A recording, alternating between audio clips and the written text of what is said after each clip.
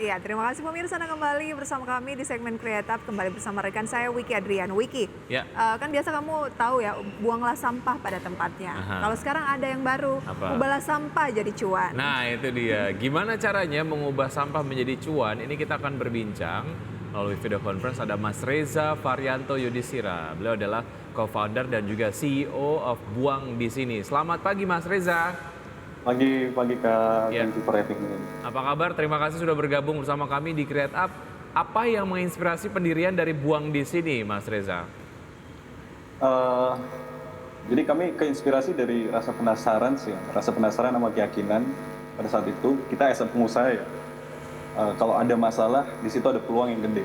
Nah di situ kami berangkat dan akhirnya kita melihat bahwa sebenarnya masalah sampah ini bukan sekedar isu, tapi juga ada nilai ekonomi loh yang gede di situ. Karena kita melihat ada keberadaan industri yang sudah ada di sektor tersebut, sehingga kami terinspirasi untuk menghadirkan Buang di Sini sebagai salah satu opsi untuk menangani permasalahan sampah di Indonesia. Selain Oke. itu, kekurangan teknologi digital yang berperan di dalam sektor upstream dalam mengelola sampah di Indonesia itu masih kurang. Jadi itu yang mendorong kami sebagai Buang di Sini menghadirkan solusi digital. Nah, bagaimana cara kerja dari buang di sini, kemudian juga sampah seperti apa yang dihadirkan solusinya untuk bisa menjadi cuan dibuang di sini? Jadi as simple as sebenarnya sampah yang dapat didaur ulang.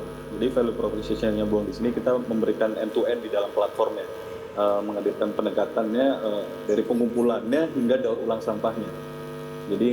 Jadi collecting dan recycling kita jadikan satu di dalam platform dan memungkinkan para individu atau komunitas khususnya pengumpul sampah atau informal sektor untuk mendapatkan nilai ekonomi yang tinggi Oke. dari inovasi Buang di Sini, yaitu mensimplify the distribution process. Oke, jadi misalnya kalau saya punya sampah plastik yang bisa didaur ulang gitu, saya kumpulkan di rumah saya, terus nanti pengepul akan datang ke rumah saya untuk ngambil sampah plastiknya atau saya mesti nganter ke satu tempat untuk mengumpulkan?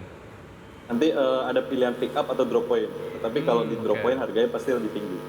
Oh Kalau gitu. di pick up kita ada margin yang harus kita berikan kepada salah satu stakeholder sehingga harganya sedikit lebih kurang. Oke, kan dibilang bahwa ini mengubah sampah menjadi cuan. Yang dimaksud cuan di sini apakah masyarakat yang mengumpulkan sampahnya atau bagaimana sih?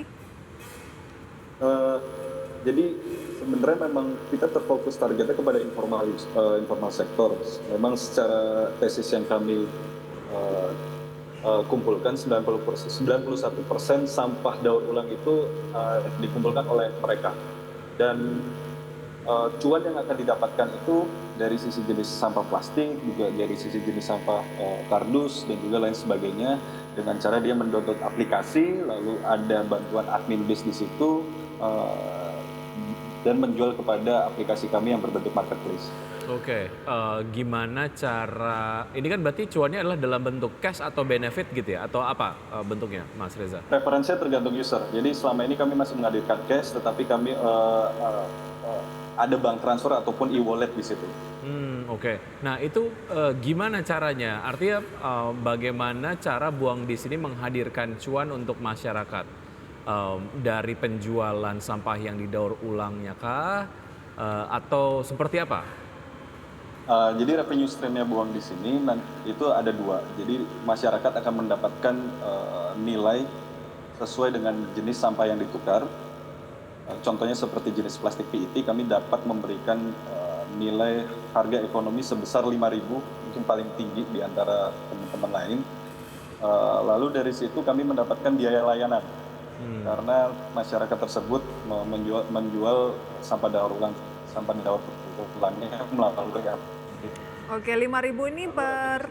baseline adalah dari sisi unit bisnis pengelola sampah. Kami pengelola. Ya, silakan dilanjutkan Mas Reza. Kami mengelola Jadi kami mengelola jenis sampah plastik untuk kami transform ke semi raw material. Oke, Oke. oke, 5.000 tadi itu hitungannya seperti apa? Dihitung per Kilogram kah kilogram atau? kah ya? Per kilogram, yes. Per Oke. kilogram. Oke, sebenarnya saya lebih melihat ke nilai yang apa ya yang dibangun dari buang di sini aja, bukan dari harga berapa sih harga sampah ketika kita ini menjualnya begitu ya. Ya. Tetapi lebih ke buang di sini ini untungnya apa nih? Benefitnya apa untuk buang di sini? Dalam bentuk mungkin ya profit gitu. Eh, Tentu sebenarnya tadi sudah saya sempat mention bahwa sebenarnya sudah ada industrinya di situ. Selain profit yang didapatkan juga ada impact di situ. Jadi Oke, selain impact, lebih ke profit. Kita bicara bisnisnya misalnya, profitnya apa? Model bisnisnya gimana sih, Mas? Jadi model bisnisnya ada B2B dan B2C. Dari sisi B2C kami menghadirkan produk berupa aplikasi di mana revenue stream yang kami dapat dari komisi layanan menjual sampah melalui aplikasi. Lalu dari sisi unit bisnis B2B kami membeli sampah jenis sampah plastik yang dapat didaur ulang untuk kami proses sebagai semi raw material. Oke. Jadi kebutuhan bahan baku produsen atau manufaktur yang bergerak dari sisi tekstil, dari sisi manufaktur botol, ataupun dari sisi strapping band dan plastic shield. Oke, jadi It's a barang-barang huge market by the way. ya. Barang-barang semi raw material ini dijual, terus kemudian nanti buang di sini dapat cuan di situ, kemudian nanti cuannya juga nanti dibagi-bagi untuk masyarakat yang ikut andil begitu ya untuk mengumpulkan sampah begitu ya, kurang lebih seperti itulah. Yes. Oke, baik. Di mana saja layanannya dan bagaimana sejauh ini sambutan dari masyarakat? Mungkin kita akan lanjutkan usai jeda berikut ini ya, Mas Reza. Dan pemirsa tetap bersama kami akan segera kembali.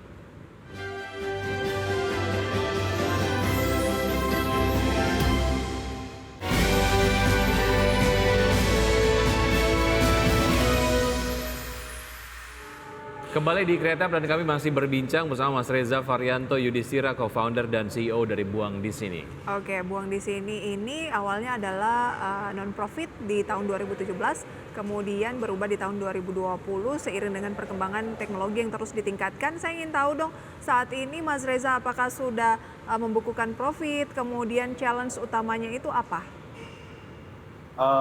Revenue yes, kita exactly pasti udah generate revenue, generate profit yes, mostly angkanya masih belum memuaskan, tetapi kita berkembang.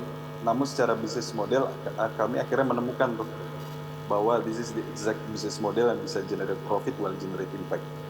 Dan challenge-nya memang buat nge-make sure mereka untuk join the ekosistem, bahwa kami menghadirkan sebuah ekosistem digital, memindahkan ekosistem yang sebelumnya secara konvensional ini beralih ke digital supaya teknologi informasinya itu ada. Jadi berapa yang sudah diproses, berapa sampah yang ada di jalan ataupun di TPS dan lain-lain. Challenge-nya itu integrate data informasinya.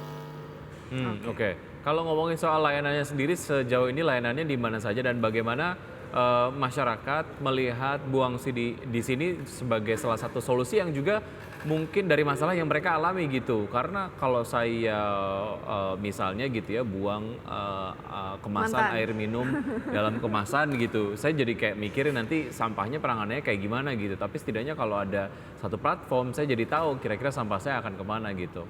Nah, sambutannya sejauh ini seperti apa? Dan layanannya di mana? Layanan buang di sini saat ini sudah terada beberapa di wilayah Jawa Timur, termasuk di Surabaya, Sidoarjo, Pasuruan, Kota Malang, Kota Batu, dan Kabupaten Malang.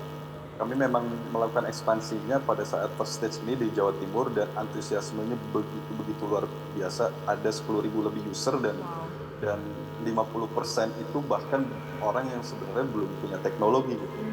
Jadi mereka sudah dengar dari word of mouth, lalu dibantu dengan penanganan admin base kami untuk bisa memudahkan mereka beralih ke digital, dan antusiasmenya pun dari masyarakat sangat tinggi, juga dari lembaga lain. Bahkan kami juga mendapatkan undangan kemarin mengikuti di B20, salah satu dari 2 startup. Oke, saya yakin banget sebenarnya Wiki ya kalau lingkungan mendukung, sebenarnya bangsa Indonesia ini sangat suka kebersihan dan sebenarnya sangat berharap bagaimana sampah-sampah ini bisa didaur ulang, di-recycle agar menjadi sesuatu yang lebih berguna dibanding hanya berserakan begitu saja begitu ya. Dan semoga dengan adanya buang di sini dan rekan-rekan ini bisa meningkatkan kebiasaan-kebiasaan tersebut. Tapi Mas Reza, bagaimana memastikan keberlanjutan bisnis ke depannya? Kita tetap ke fundamental good corporate governance, kita terus berinovasi, lalu kita beradaptasi dengan kebutuhan pasar yang berkembang dan juga teknologi yang ada. Jadi itu yang selalu menjadi poin kami. Terus kami menjalin kerjasama dengan pemerintah daerah, pemerintah pusat ataupun lembaga internasional, even kepada perusahaan supaya di next few years itu akan terus berlanjut dan berkembang. Oke, sudah mendapatkan pendanaan, ada rencana dari target pendanaan sendiri atau target ke depan seperti apa dari Buang di sini? Saat ini Buang di sini sedang baru memulai di bulan lalu melakukan penggalangan dana as a fundraising dari stage pre-seed, dan untuk kami gunakan sebagai pengembangan teknologi kami yang sudah ada. Lalu ingin kami mengembangkan produk baru dengan subscription base, serta terus untuk memenuhi kebutuhan bahan baku industri manufaktur. Oke, berarti selain sudah mencatatkan revenue, ternyata juga masih mendapatkan pendanaan, begitu ya. Tadi sempat dikatakan kota-kotanya, boleh disebutkan lagi di mana saja biar masyarakat yang ada di wilayah tersebut tahu bahwa ternyata bisa menggunakan aplikasi Buang di sini. Ada di kota Surabaya, ada di kota Sidoarjo, Pasuruan, lalu ada di kota Malang, Kabupaten Malang, dan kota Batu. Oke, Oke. terima kasih. Mas Reza, terima kasih sudah bergabung bersama kami. Sukses untuk Anda, sampai jumpa. Selamat pagi. Thanks, thank you. Baik, ya menarik ya. Menarik sekali, karena Oke. terkadang tuh ketika kita buang sampah, aduh habis ini bakalan berakhir di Bantar Gebang gitu doang nggak sih? Iya, Suka dan mikir jadinya gitu ya. mikirin gitu ya. Semoga ini memang dapat menghadirkan solusi. Baik, sebelum kita akhiri kita akan lihat bagaimana pergerakan ataupun update dari IHSG di saat ini, begitu dapat Anda saksikan di layar televisi bahwa IHSG